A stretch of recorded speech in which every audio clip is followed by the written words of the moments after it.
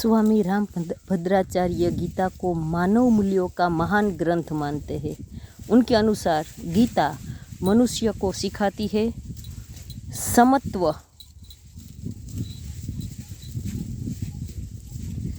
आत्मसंयम,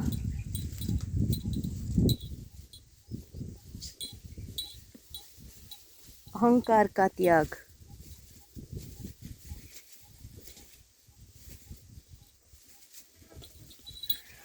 और करुणा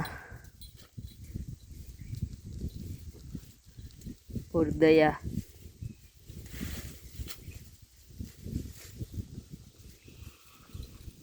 વૃંદા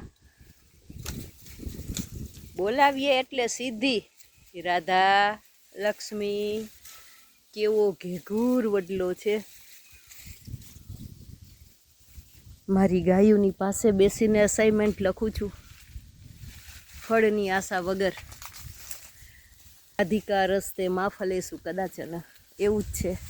હવે ભગવદ્ ગીતા કરીને ડિગ્રી મેળવીને બીજું કાંઈ નહીં, બસ ગીતાને થોડુંક ઊંડાણપૂર્વક સમજવાનું છે. બાકી તો હવે જીવન તો મારી આ ગીતાઓ સાથે વિતાવવાનું છે.